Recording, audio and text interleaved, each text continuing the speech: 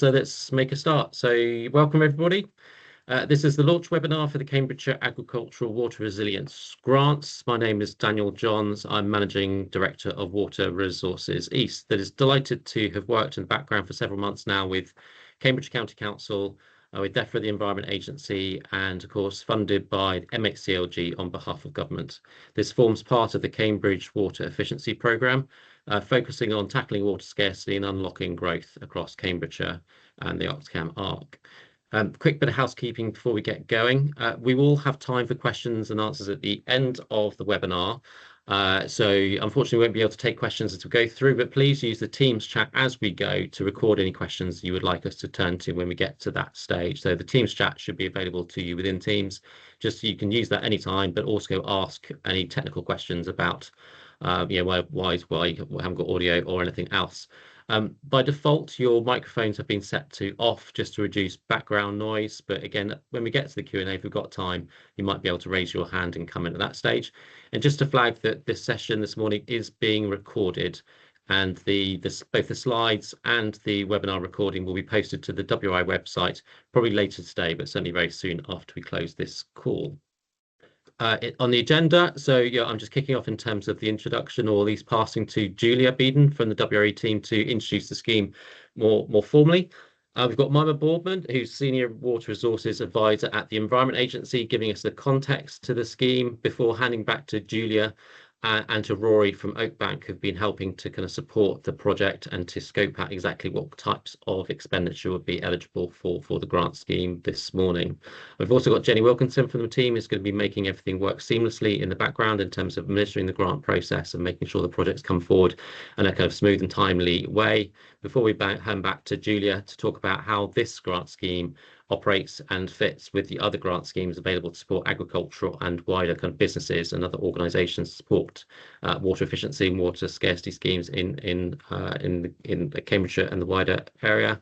And hopefully time toward the end for both Robert and Ed to talk about the steps that they've already taken on their farms to make them more water resilient through the types of technology that we hope our grant scheme will support. I want to also just introduce our newest member of the team at WRE, Abigail Hadley, who's only joined just this very morning.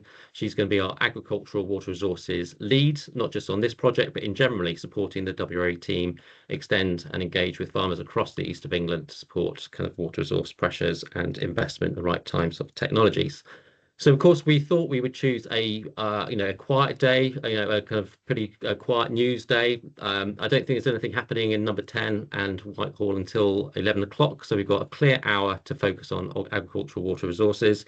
But the Environment Agency has announced this morning that the whole of the East Anglia region has moved into prolonged dry weather status, which is one step down from full drought status, but certainly prolonged dry weather status now across the east of England. So it's very timely this morning.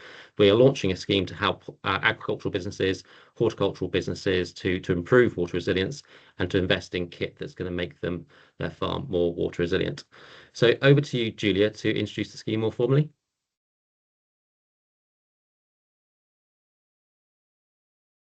Thank you everyone for joining us. So just to introduce the grant scheme at a very high level before we hand over to Mima Boardman from the Environment Agency, who'll provide some context on why the grant scheme has been developed at this time for Cambridgeshire. So this is the Cambridgeshire Agricultural Water Resilience Grant, but it actually applies also to horticulture. And we just wanted to keep the title relatively short. So the aim of this is very much to increase water efficiency in agricultural and horticultural businesses, to make those businesses more water resilient and to try to save water in the region. The scheme is funded by the Ministry of Housing, Communities and Local Government, MHCLG, as Daniel mentioned, and is part of their Cambridge Water Efficiency Programme. And the scheme will be delivered by Water Resources East in partnership with Cambridgeshire County Council. And you'll see that as we talk through the processes later, that you'll largely be dealing with Water Resources East as applicants, but there will be sections with regards to where you're interacting with the Cambridgeshire County Council instead. Right, handing over to you, Mima, for the context. Thanks, Julia. Let's move you on to the next slide. So I'm Mima Boardman. I'm a Senior Water Resources Advisor in the Environment Agency, and my focus is on agricultural water resources resilience. As Daniel has already said, East Anglia moved into prolonged dry weather this morning, and we're all acutely aware of the lack of rainfall for the last few months. But this is part of a wider growing trend, and also need to acknowledge that there is a considerable demand growth potential and actual demand growth in Cambridge for public water supply in particular, due to the government's housing and development objectives in the area. Therefore, the Ministry for Housing, Communities and Local Government is looking for ways to ensure that growth is sustainable and can be achieved across the board for all kinds of different services, so power, water, schools, etc. But obviously we're here today to talk about water scarcity. This is a very nice graph that Water Resources East have provided on their projections for water in the Greater Cambridgeshire area, and that we're aware that the Cambridge Water Resources Zone that is fed by Cambridge Water could increase in demand by more than 50% in the next 25 years. In the Environment Agency, we want a thriving environment to go alongside this growth. So we're very can't think what the words are now. Anyway, we'd like to keep to this tagline of keeping water in the environment when needed, to make sure that the environment thrives, especially in these low flow conditions that we're seeing at the moment. Agricultural demands, as we know, are highest in the summer, especially in East Anglia, where there's a high proportion of irrigation, and we know that some of this, a high proportion of this, comes from direct abstraction for rivers and groundwater, but also indirect abstraction, particularly in the horticultural businesses, comes from public water supply, which in turn comes from the aquifers around Cambridge. This puts pressure on chalk streams and the ecology, and as we all know, there are only 200 odd chalk streams across the world, and the majority of those are in England. So again, keeping water in the environment when it's needed is important. So what can we do to mitigate some of this dry weather and also take advantage of the expected high flow events or high rainfall events that we may see in the future, and the potentially wetter winters that we may also see? There are two ways to mitigate this. The water scarcity is to either change your demand profile or change where you get your water from. So here in this scheme in particular, we're looking at options for storing water and to take advantage of those high flow conditions in order to relieve the pressure on summer abstraction and keep that water in the environment when needed. So this is the tagline for this page, is use water when it's available. And that's why MHCLG have looked to work with Cambridgeshire County Council and Water Resources East to develop this fund, and to see what we can do to take some of that pressure off the summer direct abstraction. I'm going to pass back, I think, to Julia now. Thank you.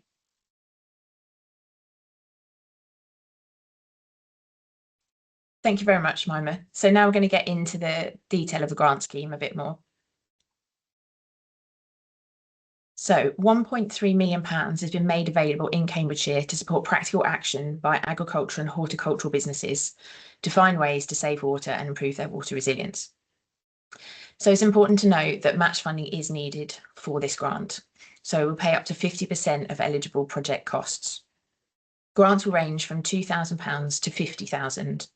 So, for example, if you have a £4,000 project, you can apply for up to £2,000. And if you have a £100,000 project, you can apply for up to £50,000. Successful projects do need to be delivered by March 2027. And we will keep in contact with grantees through the process to see how progress is going. So there will be at least 2 application windows, possibly 3. The first round deadline will be open from today after the webinar. We will add the application form, the application guidance and the frequently asked questions at lunchtime today. And from that point onwards, the grant scheme is open, and the deadline will be 27th of September. So that's midnight. So that's the Sunday, so that we can then start to review the applications from the Monday. And then the second round will be open straight away from that Monday through till Sunday, the 29th of November. There will be a third round if funding remains, but it's dependent on that. And Jenny will mention that a bit later on. So that's just a kind of quick introduction to some of the key points you might want to take away. We'll come back to those again at the end. So who is this scheme for? So apart from the fact that you need to be in Cambridgeshire, the scheme is open to farmers, growers, plant nurseries, garden centres, landowners and tenants with appropriate tenancy agreements. So for tenants, I'd recommend having a look at the application guidance to understand what we require. But in short, you will likely need to have the permission of your landowner and a suitable length tenancy agreement. The scheme is not open to public bodies, so local authorities and internal drainage boards cannot apply. That doesn't mean, however, that there can't be collaboration projects. You're very welcome to work as a collaboration as long as the main applicant is the business that's benefiting is this farms, agricultural, horticultural businesses within the county. If you wish to check whether your business is within the Cambridgeshire boundary, then please feel free to use this web address, which is on the council's website. It will take you to a site that looks like this, and you can put in your postcode and see where you are within the boundary. There's also other information on the map that you might find useful. So, key question, what can be funded? So we're keen to keep keep this really quite broad. I'm really keen to hear your ideas. So this slide just contains some examples. It's not an exhaustive list of the types of things that you may wish to consider for your project. We would welcome standard off-the-shelf items as well as bespoke or more collaborative projects. Some examples here under different headings, so different systems you might use to make your application of water more efficient, such as micro sprinkler irrigation systems, smart meters. Also looking to encourage people to capture water so that it can be reused within the farm, so rainwater harvesting, for example. We welcome consideration of smart water technology, so looking at telemetry, remote monitoring, for example. And as I mentioned before, bespoke or more collaborative projects are also welcome. And you may wish to have a discussion with neighbouring farms, for example, or IDBs, or just suggest to us some innovative water resilience projects. We're always there for you to contact us and see if a scheme would be eligible. So to give an example, it could be that if you are reusing rainwater in your farm, that you could apply for water treatment and filtration systems, but systems like that would need to be relevant to the project and to the ultimate aim of trying to use water more efficiently. Right, I'm now going to hand over to Rory Saunders from Oakback, who is going to provide a couple of project examples just to give you an idea in more detail of the kind of schemes you might want to apply for and how you might work them up into an example. Over to you, Rory. Thanks, Julia. If you'd like to just get the first example up for us, that'd be great. So yeah, as Daniel mentioned, as a company, Oakbank were asked to be involved with the design process of the scheme, and on that, just come up with a couple of examples. One agricultural, which is this one, and the following one, which is horticultural, as just sort of a rough idea of the kind of things that are on offer, what a project might look like that you'd apply for, and the estimated costs involved.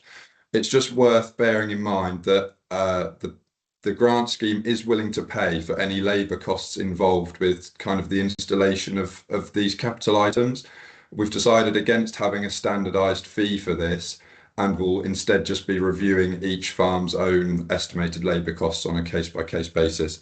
So for this first example, as you can see, we've got a potato grower here. They're applying for a total grant of £19,125 for a project which is obviously double that amount.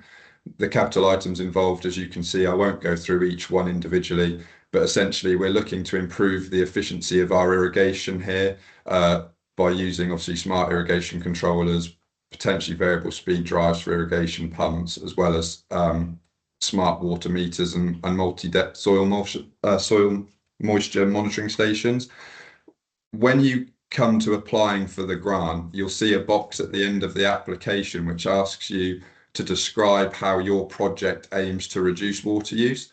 We're asking for people to be quite detailed as possible in this box to really make your project stand out from the rest. So essentially, from the capital items that you're applying for, if you can just really highlight how they aim to reduce water use on your farm. So for instance, in this case, obviously, we're reducing the water abstraction for irrigation by using those soil moisture monitoring systems, and obviously the rain dancer system will help schedule irrigation to help obviously supply water to crops only when they need it. We're obviously then as well improving our water application efficiency through the variable speed pump and precision irrigation boom. This means that obviously we're delivering the correct volume of water more evenly across the crop and reducing any losses, potential losses from over application. And finally, obviously, we're having better monitoring and management of our water in general.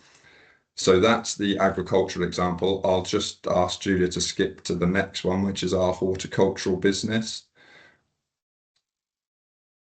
Again, so where we had in the agricultural example an estimated labour cost of, I think we put £37.50 an hour, which was the farm using its own labour for the installation of any of those capital items. This one involves some much larger capital items that we've essentially come up with the example that a contractor would come in and install, and so there's been an estimated external contractor charge put in this one. Again, purely just an example. It will vary on a case-by-case basis. This business is similar to what we'll hear from Ed later on in the webinar, involves installing rainwater harvesting tanks. Essentially, by doing that, we're looking to reduce our mains water consumption by obviously harvesting rainwater when it's available for use later on. That also includes a first flush rainwater diverter system, which is quite important just to make sure we're clearing any muck that comes off shed roofs with the rainwater. This example, they've also applied for the filtration system that Julia touched on her last slide, as well again as a digital weather station, multi-depth soil moisture monitoring systems, and a drip irrigation system across the business. So obviously, again, we're capturing rainwater for use for irrigation later on. We're improving our irrigation efficiency through the use of the moisture monitoring, and we're minimising our water losses by filtering harvested rainwater and delivering it through a more accurate drip irrigation system, applying water directly to where it's needed. If there's any questions on either of the two examples, obviously, like we said, feel free to put a message in the chat. We'll get to them at the end, or just stay behind at the end of the webinar, and Archie and I will be able to answer any questions you've got in person. I think that's everything from me, so I'll just hand back to Julia now, who's got some further details on the grant scheme. Thank you very much, Rory. That's very helpful, and yeah, hopefully everyone found those examples useful. Okay, so we talked a bit about what you can include in the grant scheme, and now I'm going to talk a bit more about what you can't, and then Jenny and I'll get a bit more into the detail of the process. So in general, we can't include business and running costs, and there are also some funding restrictions. But in terms of the types of equipment and projects that we wouldn't cover, we won't cover anything that increases the use of abstracted water or mains water. And we won't cover the cost of borehole installation, largely because that is likely to increase the use of abstracted or mains water. We won't cover standard equipment that we think you would probably already have, like rain guns and mounts, which could be used for irrigating the farm. We won't cover generators, second-hand equipment, or any equipment that's used mainly for flood control, because this is a water resource scheme. And we're looking for equipment to have a lifespan of 5 years or more. Now, this is, again, a non-exhaustive list. Please do look at the application guidance for further detail. There are other items that are not on this slide that we also can't fund, but I just tried to pull out some of the main ones that you might have questions about.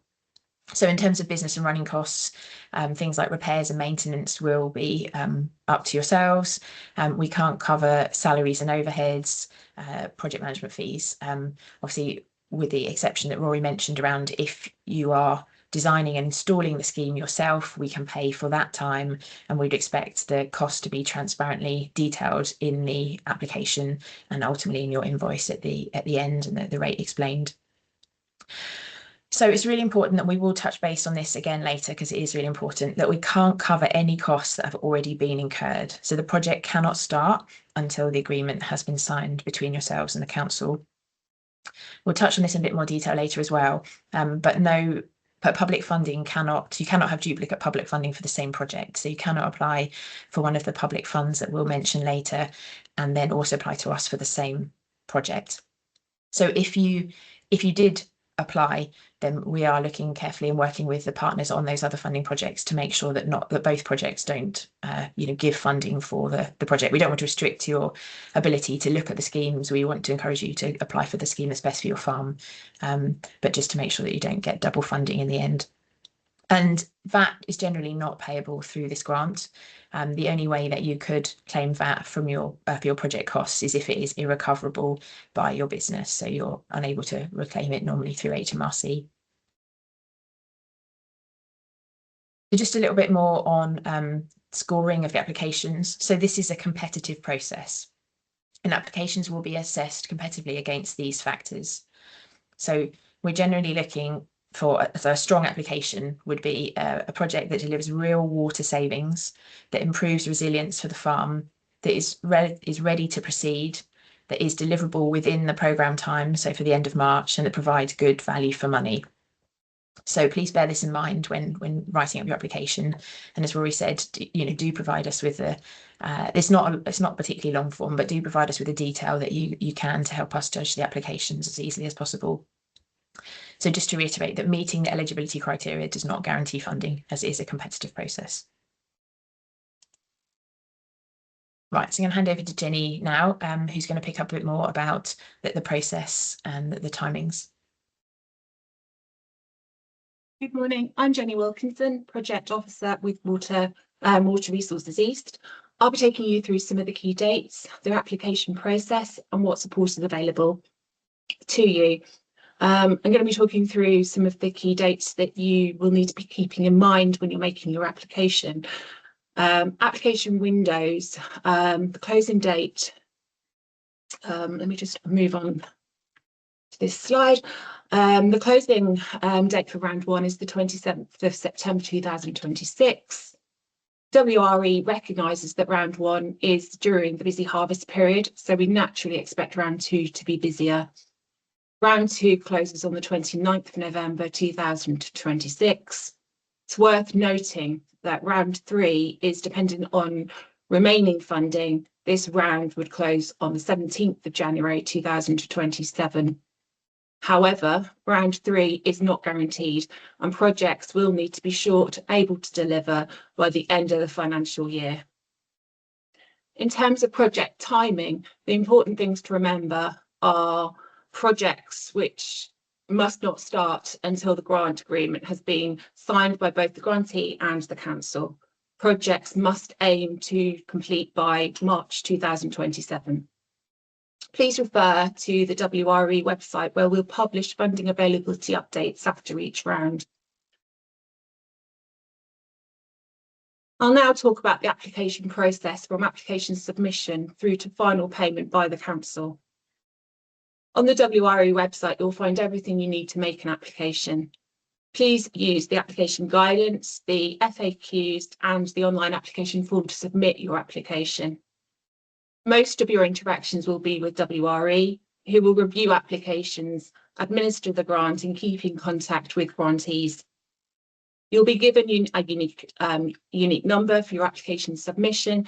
Please can we ask that you use this to get in touch with us if you have any further queries after submission. We might come back to you on reviewing your application and ask for further information, which could be via the telephone or by email. If your application is successful, you'll be notified by WRE and then issued with the council's grant contracts and bank details form.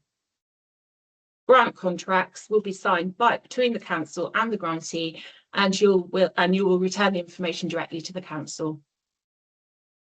If you do not, you must not purchase equipment as part of the to start any part of the project until the grant agreement has been signed by both yourself and the council.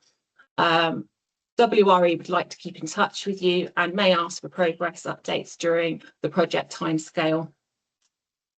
And when you've finished, please send evidence of the application through to WRE. We will check that we are happy the project has been successful and we may visit you. Once we're happy that all is in order, we'll ask the council to pay you. Payments will therefore be made in arrears by the council. As you can imagine, at this stage, it's really difficult to anticipate how many applications we will receive in the first round during the harvest period. As a guide, we're anticipating that grantees who apply in round 1 should be able to start their projects in November. Once the project is complete and WRE has received evidence of completion, the intention is that council will pay you within 2 months. If any WRE site visits are required to confirm completion, they're intended to be within that time period. The thing that should hopefully reassure you is that there will be support throughout the process. So WRE will help with eligibility queries, application process queries, and understanding the guidance. But unfortunately, however, we're unable to support you with designated project designing the projects, writing your application, or provide support that gives one applicant an unfair advantage over another. We do strongly advise you to carefully read through the application information on our website, specifically the online application, the application form in Word. This will allow you to see all the questions we ask before completing the real online application. We hope this helps you to collate everything you'll need in advance. Please also familiarise yourself with the application guidance and the frequently asked questions page, which will update often. You can also email wre@grants@wre.org.uk. I'll now hand you back to Julie Beeson. Thank you.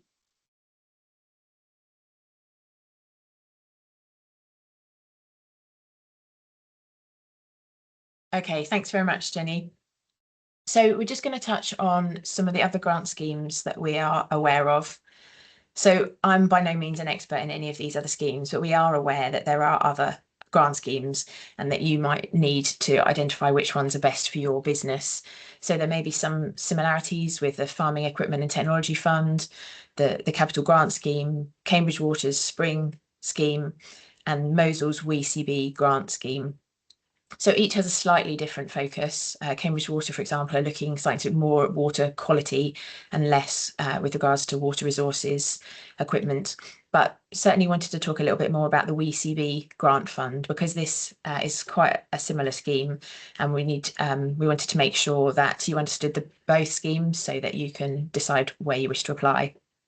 So looking at the map on the chart, the black area is the area of the scheme that we're launching today, so the Cambridgeshire Agricultural Water Resilience Grant, and the green area is the area for which you'd be eligible to apply for the WeCB scheme, and that stands for Water Efficiency Cambridgeshire Fund. So the WeCB fund is open to all non-household businesses, and obviously this does include farmers and growers. It's focused on potable water, so mains water, and it's running in similar timescales over this year. But there are some key differences. So on the next slide, I've put a table comparing our two grant schemes. Rather than go through this in a huge amount of detail, the pack will be available on our website at lunchtime today, so you can have a look. But I think it is worth bearing in mind the difference in terms of one is more focused on potable water, whereas our scheme is looking more broadly and expects to have applicants who are abstracting from surface and groundwater catchments, which is partly why ours is a larger area for the scheme. The second round for the WeCB scheme is still to be announced, but I understand that there will be one, and that scheme pays 100% of costs, so that's worth everyone in Cambridgeshire being aware of, and the different values for minimum and maximum grant between the two schemes are worthy of note. So the website is on that table for the WeCB fund and also for our scheme, so that you can take some time to look at those. Please note that if you do apply for both schemes, that the organisations will be talking behind the scenes, and you will not be awarded funding from both schemes for the same project. So you cannot apply for the Cambridgeshire Agricultural Water Resilience Scheme and match fund the other 50% from Mosul. So we aren't able to accept any public funding for the match funding for our 50%. So if you wish to apply for both, which is fine, just please be aware that you will have to choose. And once this agreement has been signed with the Cambridgeshire County Council, then you will no longer be eligible for the Mosul funding. And we're very happy to take questions on that throughout this year. As I said, we're in regular conversation with the team from Mosul who are on this call. Going to hand over now for something a bit different. So we've got a couple of case studies from some farmers in the area. So I'm really excited to hand over to Ed Winwell, who's going to give you a bit of an introduction to some work that's taken place on his farm.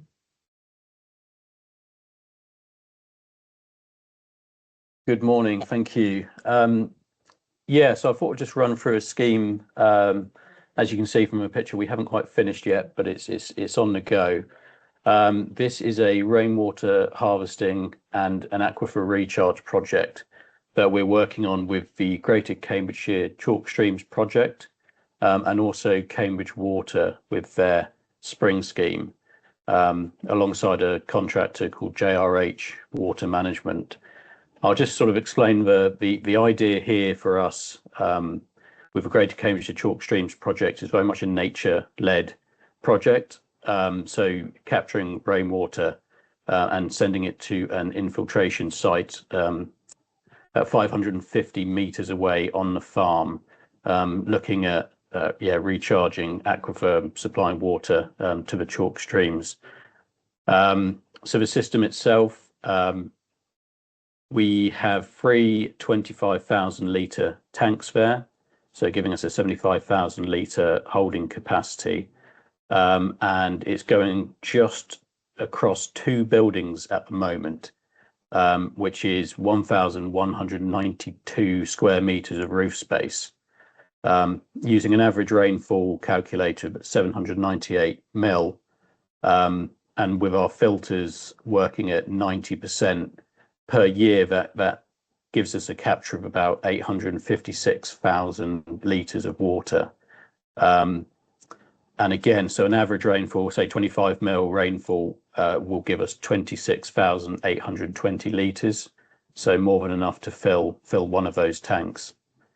We're hoping to extend that as well in the future, adding additional tanks and linking into the other buildings. There's many components to this as well. Some may or may not be applicable to this grant.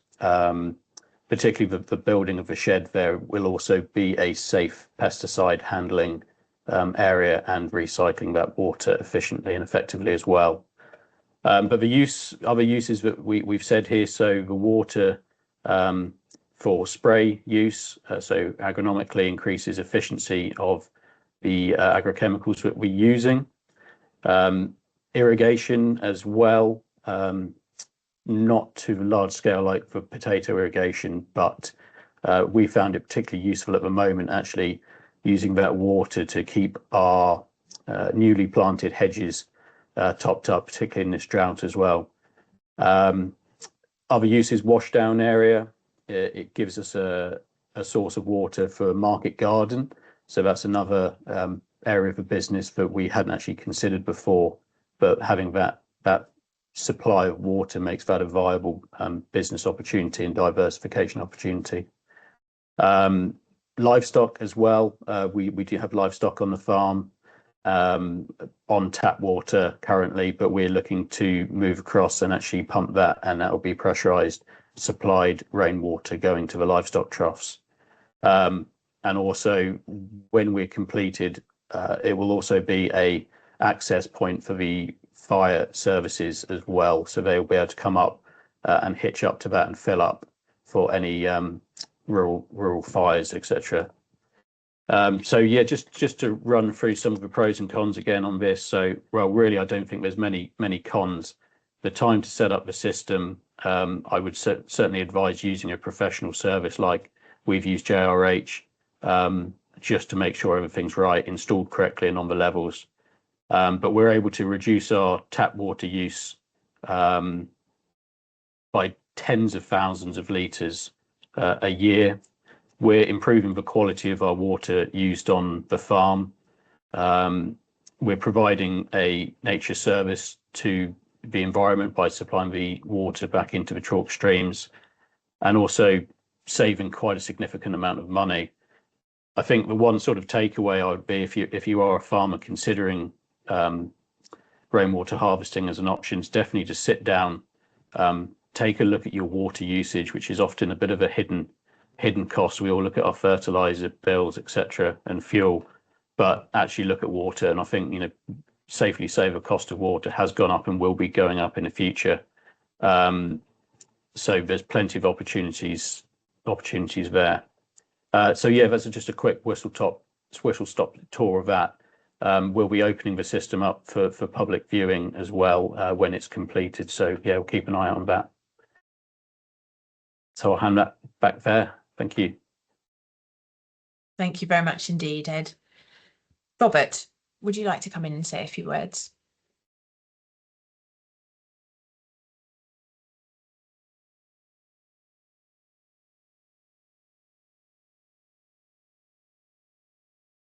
Robert, are you all right to? I think we've lost him. Sorry, stupidly. That's all right. Right, Robert Smith, farm just south of Cambridge at Duxford, either side, east and west of the Cam. Invested very heavily in infrastructure and irrigation, namely in boreholes, river abstraction plants, and reservoirs. We put in 32 kilometres of underground mains through 18 different landowners, and crossing the railway, river, and motorways and various roads. So, you know, a big project that we completed a few years ago, but it has opened up a lot of land, and more particularly a fresh land for these various crops, namely potatoes, carrots, onions, etc. We also grow a number of trials on the farm for leading plant breeders. South of Cambridge is a very big area of plant breeding, and trials need water at key times, because without water, particularly in dry springs and dry autumns, if a trial doesn't get established, a whole year can be wasted. So water availability is absolutely key. We have been trying to make our water application systems more efficient, mainly by using more booms than guns, which are very wind affected and not so accurate as booms. And we also use trickle tape as well, not on a big area, but I should think there's about 10% now, which again is more water efficient. Yeah, we've obviously been involved with various water resources, EE and EA, on the monitoring of our pumping and river levels, which I think is a great bonus, or is a great scheme that will give us more data, that we can effectively be more efficient and quicker to react to rising or falling river levels. Very keen to see periods of high flow, more water captured during that high flow periods, and we have got to gear up from a capital investment point of view of being able to take advantage of high flow periods. And it will involve capital investment, because we will need bigger pumps, bigger pipes to get more water out of the river, which will help obviously flood alleviation as well. So I do think that this is a very joined up approach by all the different bodies that are involved in trying to get more water either into the aquifer or into reservoirs. We are currently building 2 new reservoirs. Absolutely frightened about the increasing cost when I first looked at this. I haven't actually awarded the contract yet, because the cost of building a reservoir, 30% of it is fuel. And as we all know, that because of the Iran war, the price of fuel is fluctuating at such a rate, it's very difficult to pin anybody down to a fixed price contract. And also the liners, which are petrol-based, oil-based, have again fluctuated enormously.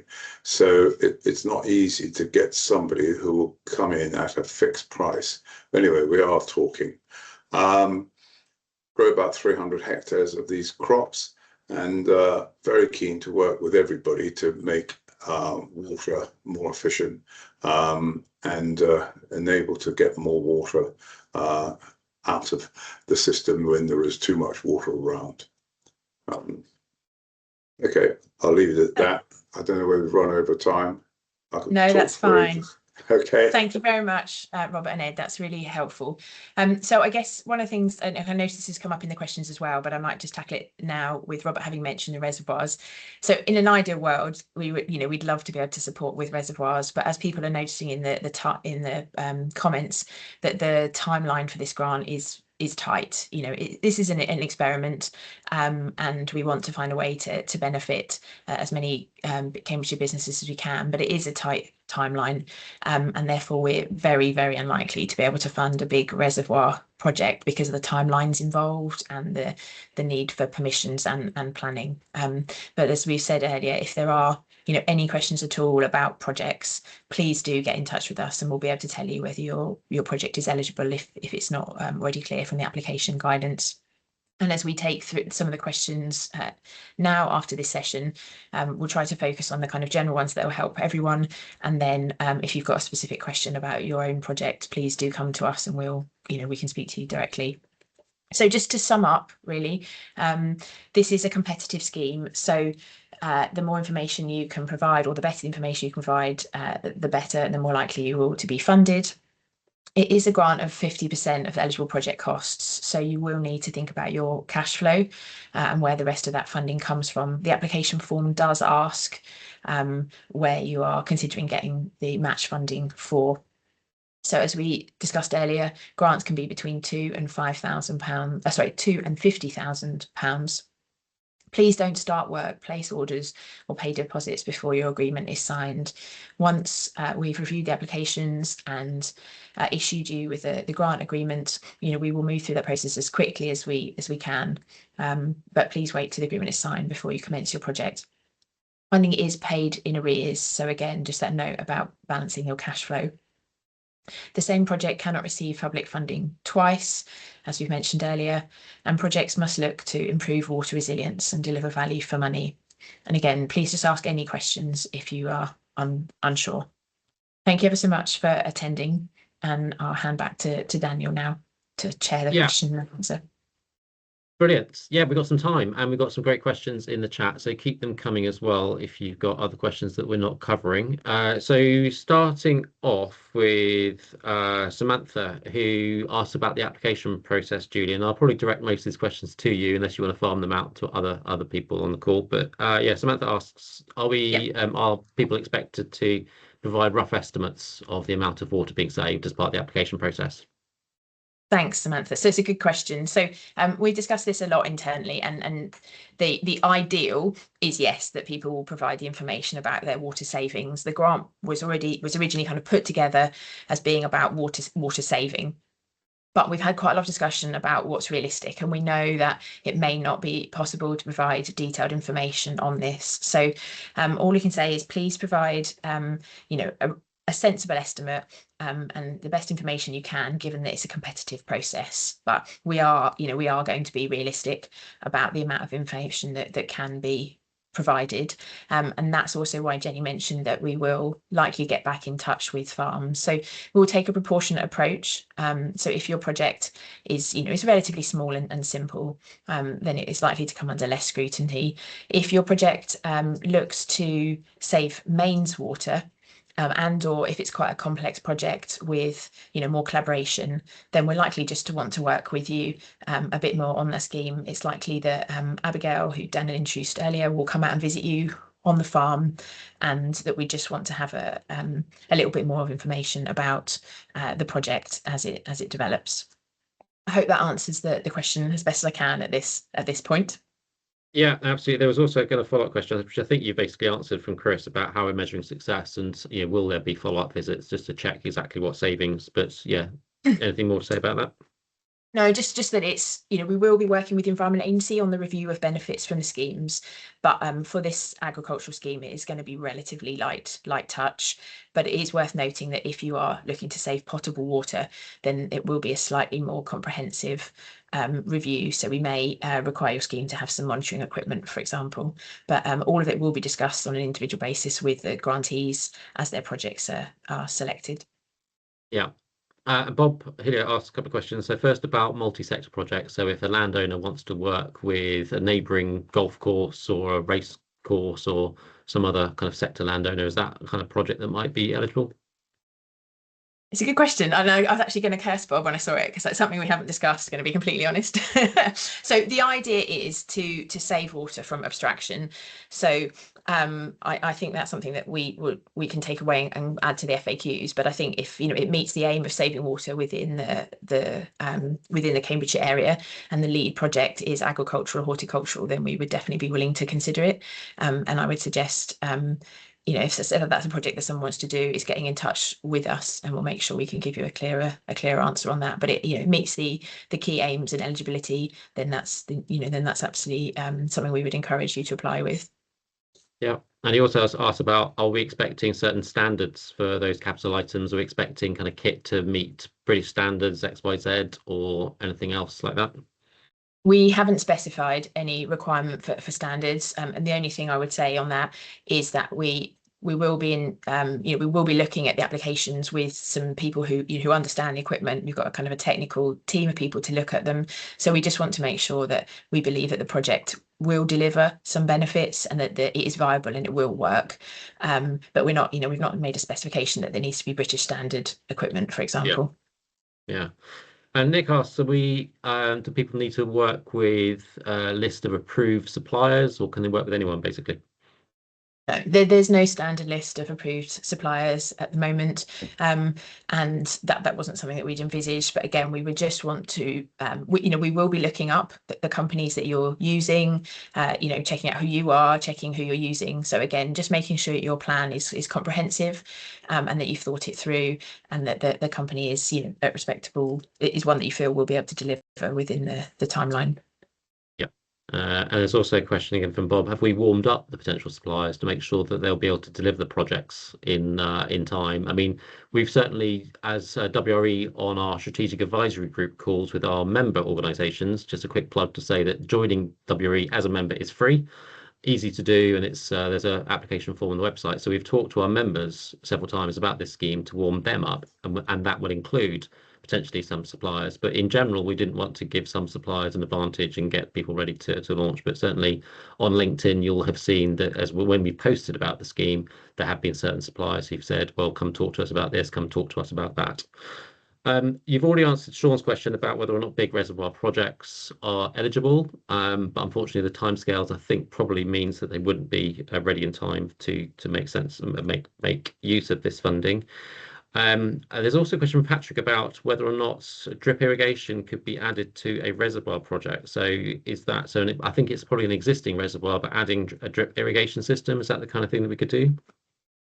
I think we'd be looking to make sure that that there is going to be a water efficiency improvement or water saving. So we just have to be careful that we're not supporting you to water something that you don't water already. But in terms of if you know that you're applying and it would save water, then yeah, absolutely do talk to us and do submit an application.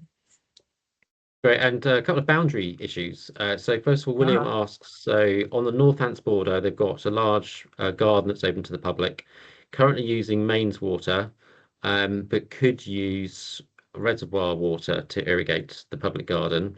But it is on the Northants border, and I guess the question there is, well, where's the water coming from? And what would this water displace? Would it save water, and would it meet, as you say, Julie, the kind of the general criteria for the scheme? But I think, William, the answer is get in touch. Tell us more about the scheme, and we'll take it through the process. I think which one we want to look at on maps and stuff. And Louise says that her business is based in South Peterborough, so outside the Cambridge County Council area, but the land that would benefit is in Cambridgeshire. So how do we handle that? So we're working on the basis that the water saving or water resilience would be within Cambridgeshire. So you could have an office anywhere, but if your land and the water that you take is within Cambridgeshire, then absolutely. If it's a bit more finite than that, then a bit more detailed, then do get in touch and we can look at some maps together, and work with the Environment Agency to just be clear about whether you'd be eligible or not. But really happy to spend, Jenny and I to take your queries and Abby on these and look at where the eligibility falls. And I think there is one constraint, and that Cambridgeshire County Council only has powers to give grants to businesses within its boundary, I think. So that might be something we need to check out in that case. But certainly, if in doubt, the answer is get in touch with the team. And question from Jeremy about, so how are we going to assess value for money? That's a good question. So we've got, as I said, we have a technical panel that'll be reviewing those. So we're going to be looking into the equipment that you buy. So it's not just going to be a yes, that's fine. We will be looking at the equipment, and if we know, we've done some work before this, leading up to it, with costing out what we think equipment will cost. So if something comes along and it's outside that bracket, then we would definitely be coming back to you to say, why is this trickle irrigation system so expensive when we think that the market can sell them at this price. So there's going to be looking at that kind of, is it a reasonable cost, and then we'll be looking at the cost of the scheme compared to the benefits it has on your farm. So those two things together will give us an idea of the value for money. Yeah. There's a question from Nick, who is looking to create a grazing marsh next to the chalk stream to help with flood management primarily. Is this something that can be supported potentially with fencing? On the face of it, doesn't sound like that would necessarily save much water. But Julia, is that again a project that's worth talking to them about? We're very happy to have a conversation, but it does sound like it would not be eligible. So the focus of the scheme has to be about water use rather than flood risk management. And I'm not sure that things like fencing and things the project would definitely result in a kind of more resilient water use scheme within your business. So by all means get in touch, but I can't promise that one would be eligible. Yeah. Question from Maz, which we may get a few similar ones, which is about, can we upgrade an existing rainwater harvesting system that's old, inefficient, not working very well? So an upgrade rather than kind of a brand new system. I think you'd need to come to us with some estimates of how much water it uses at the moment and why the new system would benefit. And then we'd definitely be willing to have a look. Yeah. So Andrew asks, so his client is building a new grain store this year and should be finished by early 2027. Looking to install a rainwater harvesting system, but can you only install systems on existing buildings, or can you install rainwater harvesting, for example, on a new building?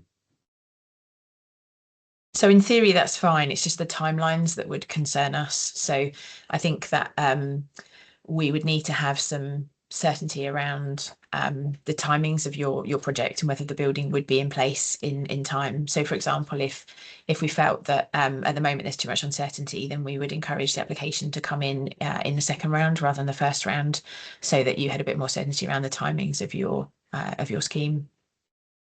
Yeah, and I think that might be it, Julia. You've answered all the questions, but as Julia said, we will be publishing this lunchtime the application form, both as an online form plus also the Microsoft Word version, so you can see up front exactly all the questions we'll be asking and what evidence you need to gather as part of your application process, together with the frequently asked questions, which we'll add to on the basis of those asked this morning. And obviously we'll be posting the webinar slides and recording as soon as we can do that, perhaps later on today.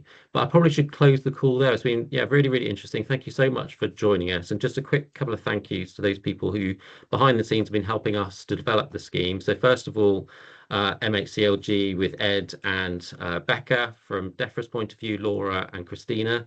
We've heard from Mima at the Environment Agency, but also Jenny as well. And of course, the Lindsay Hargreaves, as our agricultural Water Resources East agricultural representative on our board, has also been helping us develop this scheme, together with Teresa Meadows, our engagement lead within the WRIRE team.